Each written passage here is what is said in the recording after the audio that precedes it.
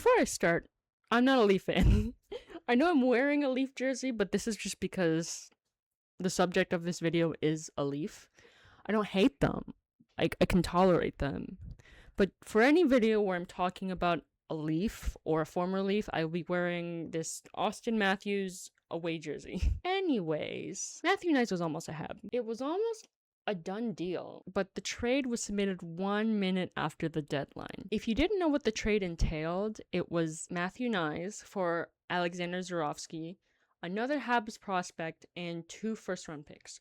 Both fan bases are relieved that this trade didn't go through. The Leaf fans are happy that they get to keep their most promising rising star and that their biggest rival didn't get him. Meanwhile, the Hab fans are glad that they didn't give up all of that to the Leafs and that they get to use it to trade for a second center or a defensive defenseman. Today I'll be discussing how worth it the trade would have been, who would have benefited from the most, and how this trade would have played out. Now, do I think this trade was worth it? Not really, but it could have. It depends on who the second prospect is. Let's not forget the Habs went to the conference final this year, so their first round pick is only 28th overall. I don't know which first round pick the second one was, like when it would have been, but let's assume it's for 2027. As long as the Habs make the playoffs next year, I still believe that's worth it. It'd be like 17th overall at most. Now, who would the other prospect be? It's been confirmed that it wasn't David Renbecker or Michael Hage, which is great. It could be an absolute nobody for all we know, but I doubt the Leafs would accept that. Who I believe the prospect was going to be,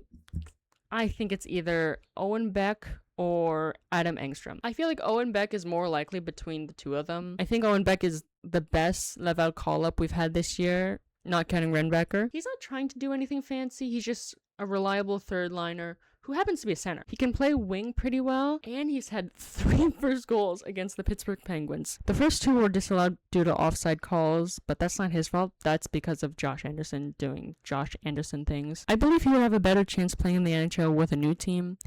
He'd be a good addition to the Habs, but the team is way too crowded to give him a chance, which is why the only time he's called up is when there's an injury. Adam Engstrom is another good possibility. He's a decent prospect defenseman who was on the AHL All-Star team. Like Owen Beck, he doesn't try anything fancy. He just defends the puck and tries to shoot at the net whenever he can.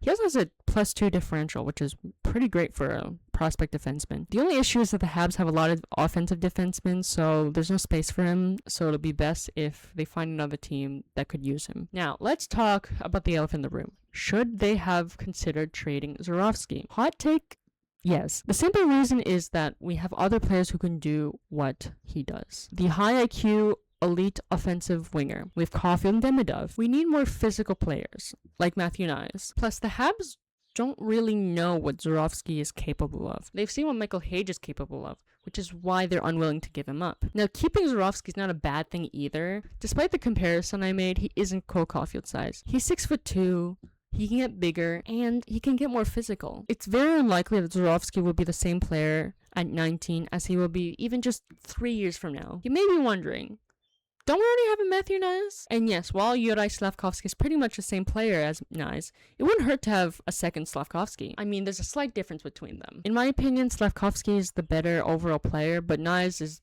better physically. Now, who would have won this trade if it had gone through? Unless the second prospect is Bryce Pickford, I feel like the Habs win this one. Remember, the trade deadline was March 6th, 2026. This was way before the Leafs knew whether they were going to have their first round pick, let alone the first overall. How could you trade a player like Matthew Knies? He's only $7.75 million per year for 5 more years? That's an amazing contract. And you want to get rid of that? What's next? Easton Cowan for a bag of pucks? I understand that they're trying to rebuild, but why not anyone else? Austin Matthews, William Nylander, John Tavares, Morgan Riley? Any one of those players would free up some cap space while also letting go of a tired veteran player. Genuinely, what were you trying to do? This is like if the Habs got rid of Cole Caulfield in 2022 instead of Jeff Petrie. I'm planning on making a video about this after the draft, so I'll get more into it in that video. Now let's talk hypothetical. What if the trade was submitted on time? What would have happened? Well, Matthew Knies would have been slotted in the second line with Ivan Demidov and Alfred Kapanen, and later Jake Evans. Alex Newhook gets moved down to play with Philip Danault and Josh Anderson, which is an amazing third line, by the way. Considering that the Habs finished with the same amount of points as Tampa Bay, I feel like with Matthew Knies they would have finished with a game or two more. Depending on how many games they win in this hypothetical scenario, they either get home ice advantage or they play Boston. Let's say they win one game. Nothing really changes because home ice advantage did nothing for the Habs. If they win 2 games, they face the Bruins and possibly beat them in 6. I think the Sabres are a better team than the Lightning, so the second round would be the same. Maybe the Habs would beat them in 6 instead of 7. I think all the glory stops there. I don't think that the Habs beat Carolina even in this scenario. I think they'd win 2, maybe 3 games instead of just 1. In the best case scenario, they lose in game 7 to Carolina, which I guess is a good fit for a former Leaf. It would have been funny if the Habs got Knies, they went to the finals, and it's Knies versus Marner. I hear Leaf fans all the time comparing them, which is weird because they didn't trade Knies for Marner. It should be Roy that's compared to Marner, but no use arguing with the stupid part that every crazy fan base has. Now, what would the future look like with Knies as a Hab? If they can't get a second center, it will remain Knies, Evans, and Demidov on the second line. Michael Hage will eventually come in and take Evans' spot, so that would be Knies, Hage, and Demidov, which is a crazy second line. Let's not forget the third and fourth lines. Newhook, Evans, Tessier. I don't know if they're planning on resetting Danault and Anderson when their contracts are up, but I wouldn't mind as long as they're short term. I think if they have Hage and if Renbacker works out, the Habs would 100% win a Stanley Cup with Matthew Knies. In that scenario, I'd feel really bad for the Leafs. Phil Kessel, Nazem Kadri, possibly Mitch Marner, depending on how the final goes. I think it's for the best that the trade didn't go through. The Leafs get the first overall pick. They can build a strong team with many young rising stars. Alexander Zharovsky is apparently coming to Montreal this summer to train with Ivan Demidov. He could be the Habs' next superstar. Or he could be a trade pawn. Who knows? Hopefully it's the former. What we've learned from this failed trade is that both the Habs and the Leafs have rising stars that could signify a bright future for both teams if handled correctly. Leaf fans were angry that Knies was almost traded away, while the Hab fans were mad that Zharovsky is almost traded away. That's a good thing.